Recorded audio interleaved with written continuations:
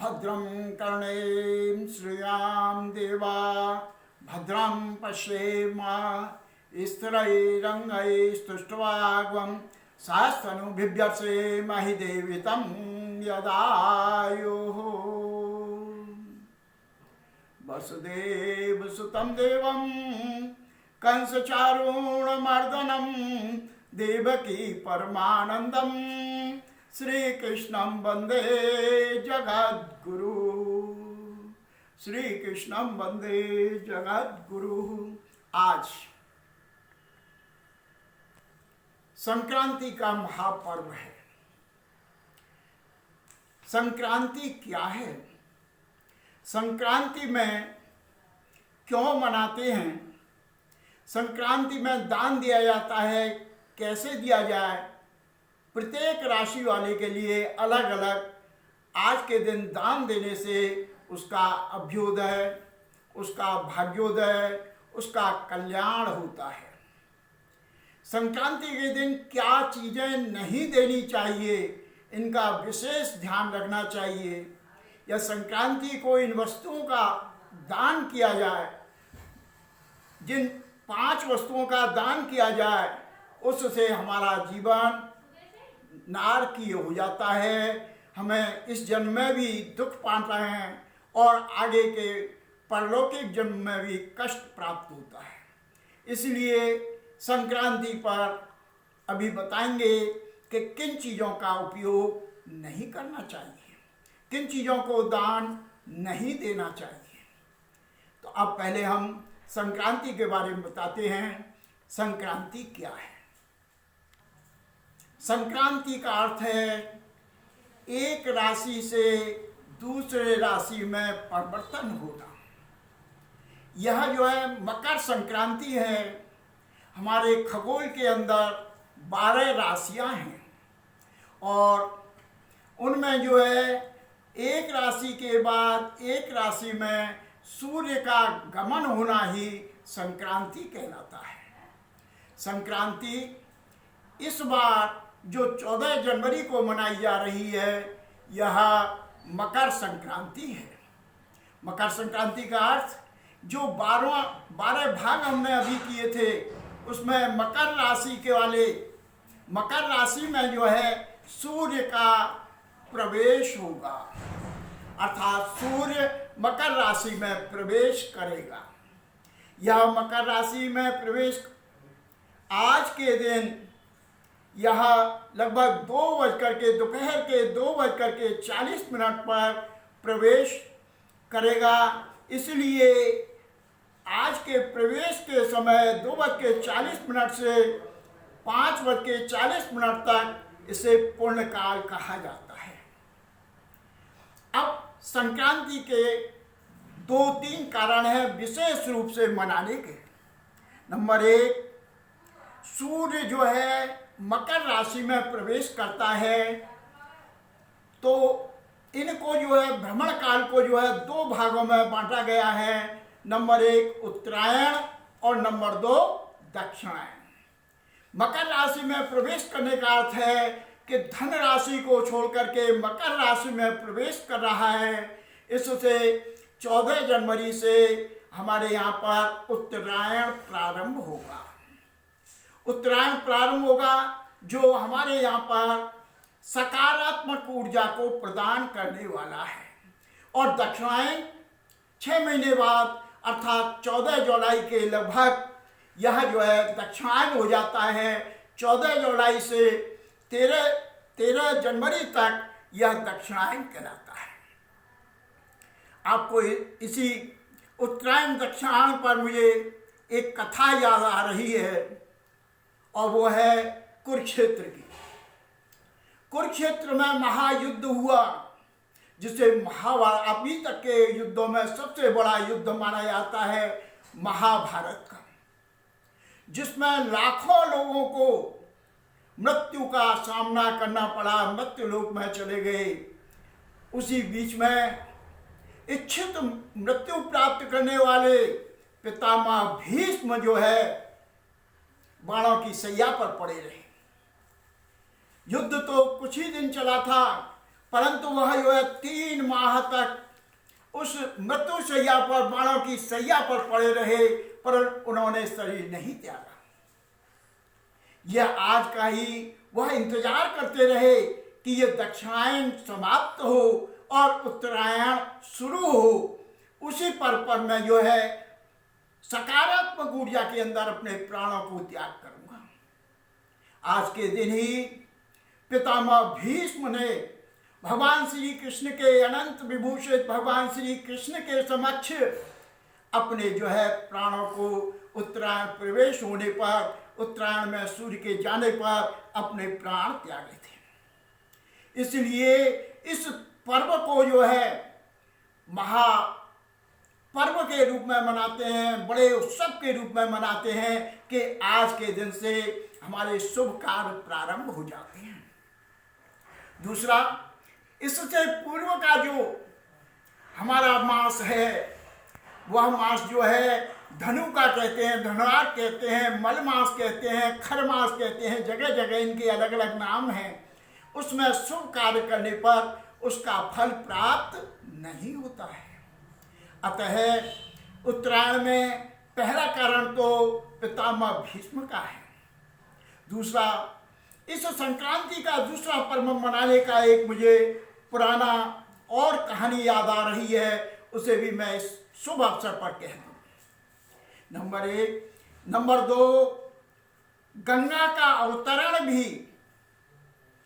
आज के दिन पर ही हुआ था। इसीलिए आज के दिन गंगा में स्नान करने से हमें महापर्व का फल प्राप्त होता है, हमें बहुत बड़े सुख, शांति और अभ्युदय का प्रकाश होता है। उसकी भी कथा ऐसे ही है कि राजा सगर ने एक जो है अश्वमेघ यज्ञ प्रारंभ किया और अश्वमेघ यज्ञ में उन्होंने अश्व छोड़ा। राजा सगर के 60,000 पुत्र थे। अश्व जो है, इंद्र ने सोचा कि कहीं ये जो है महाराजा सगर कहीं जो है इंद्रलोक का राज्य प्राप्त करने के लिए इन्होंने यह अश्वमेघ यज्ञ प्रारंभ किया था। अश्वमेघ यज्ञ के भय से इंद्र घबरा गया कि कहीं मेरा इंद्रलोक का राज्य महाराजा सगर न छीन लें। इसलिए उसने एक कुचक्र चला। उस अश्वमेघ यज्ञ के उस घोड़े को लेकर के दुबक छिपक करके उसे पकड़ करके और कपिल मुनि के आश्रम में जो है उनकी कुटिया के पास बांध दिया। अश्वमेघ यज्ञ का वह अश्व जो है प्राप्त न होने पर महाराजा सगर ने आदेश दिया कि तुम ढूंढ करके लाओ इसे। किस राजा ने ऐसी जो है क्या है दुस्साहस किया है जो हमारे अश्वमेघ यज्ञ के इस अश्व को पकड़ा है। 60,000 पुत्र चारों दिशाओं में घूमे और घूमते घूमते कपिल मुनि के आश्रम में पहुंच गए। कपिल मुनि ने अंदर तपस्या कर रहे थे और कपिल मुनि की कुटिया के बाहर अश्व को देखकर कुछ पुत्र उनके पास पहुंच गए। उन्होंने जो है उनसे लड़ने लगे, झगड़ने लगे, घोड़ा को लेकर के चलने लगे। कपिल मुनि तपस्या में बैठे थे, उनकी तपस्या टूट गई। उन्होंने गुस्सा में आकर, क्रोध में आकर उन्होंने शाप दे दिया और उन 60,000 पुत्रों को भस्म कर दिया। जब सगर मुनि को, राजा सगर को ये पता लगा कि मेरे पुत्र भस्म हो गए और ये जो है कपिल मुनि ने कर दिए, तो राजा सगर तुरंत जो है कपिल मुनि के आश्रम में पहुंचे, उनके चरण वंदना करके प्रार्थना की और प्रार्थना से भगवान द्रवित हो गए। कपिल मुनि भगवान द्रवित हो गए और द्रवित होकर बोले कि भाई साहब वापस तो नहीं हो सकता, पर इनके उद्धार के लिए, इनके कल्याण के लिए तुम जो है भगवान शिव की तपस्या करो और भगवान विष्णु के पद से निकली हुई जो गंगा है उसे ला करके इनका और संसार का कल्याण करो। राजा सगर के पुत्र ने पुत्र के बाद उनके पौत्र ने तपस्या की और उनका पौत्र था अंशुमान। राजा अंशुमान ने राज्य ग्रहण न करके अपने भाई को राज्य दे करके अंशुमान ने तपस्या की, परंतु अंशुमान भी तपस्या में जो है लीन रहे पर गंगा को प्राप्त करने में सफल नहीं हुए। अंशुमान के बाद उनका पुत्र भागीरथ जो है पुनः तपस्या करके उन गंगा जी को वहां से लेकर आया। गंगा जी वहां से अवतरित हुई, भगवान विष्णु के पद से अवतरित होकर के पृथ्वी पर आई और पृथ्वी पर घूमते घूमते सागर में जाकर के मिली, जिसे गंगा सागर कहते हैं। यह गंगा सागर पर आज के दिन विशेष महत्व का स्नान होता है और आज के स्नान करने के बाद दान करते हैं और दान करने में के बाद वह महाकल्याणकारी, अभ्युदयकारक और हमारे जीवन में सुख समृद्धि को देने वाला होता है। आज के दिन ही गंगा सागर पर भी बड़े रूप से स्नान किया जाता है।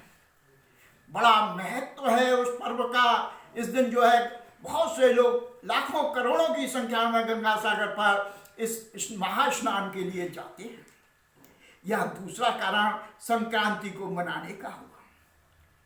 तीसरा कारण, आज के दिन ही संक्रांति के महापर्व पर उत्तरायण होने से हमारे यहाँ पर शुभ कार्य शुरू हो जाते हैं। इसीलिए ये कहा जाता है, पौराणिक कथा है कि सूर्य जो है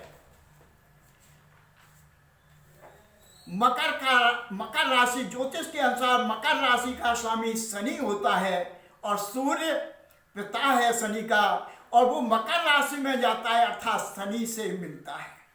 वह अपने पुत्र शनि को आशीर्वाद देने के लिए जाते हैं। इसलिए इस आशीर्वाद के फलस्वरूप यहाँ पर जो है दान के रूप में जब दान का अत्यंत फल मिलता है और इसलिए इस पर्व को यहाँ पर मनाते हैं। विशेषकर खर मास के समाप्त होने पर और सूर्य का उत्तरायण होने पर ये विशेष रूप से पर्व मनाया जाता है तथा आज के दिन नया अनाज का उपयोग करते हैं और तिल गुड़ से बनी हुई अनेक वस्तुएं, गजक, रेवड़ी, खिचड़ी, घी, नमक आदि जो है दान किया जाता है। इस भोजन में इन्हीं चीज़ों का, इसे खिचड़ी दिवस भी मानते हैं, बहुत जगह इसे खिचड़ी के तरह मनाया जाता है। इस तरह इसका जो है इस आज के दिन 2:40 से 5:40 के बीच में पुण्यकाल होगा, अर्थात मकर राशि में सूर्य 2:40 पर प्रवेश हो जाएगा। इससे यह जो संक्रांति है इस बार यह जो है 45 मुहूर्त की है। यह संक्रांति रोहिणी नक्षत्र में शुभ दिन पड़ रही है और शुभ दिन शुक्रवार है। यह विशेष रूप से फलदायी होता है। जो लोग इस महापर्व के अंदर गंगा स्नान ध्यान करके अथवा अपने नज़दीक में जो नदी हो अथवा घर पर स्नान करने के बाद में गुड़, खिचड़ी, नमक और यह तिल से बनी हुई चीज़ों का दान करते हैं, वह विजय को प्राप्त होते हैं। हमारे शास्त्रों में आज के दिन सूर्य के मंत्र का जप, शनि के मंत्र का जप आदि किए जाते हैं। हमने अभी यहाँ पर प्रत्येक राशि वाले के लिए आज के दिन क्या दान करना चाहिए यह भी हमने निर्णय किया है, जिसे हम आपके सामने प्रस्तुत कर रहे हैं। मेष राशि में आज के दिन मेष राशि वाले व्यक्ति काले तिल, गुड़, मसूर की दाल इत्यादि दान करके जो है शुभ फल को प्राप्त होते हैं।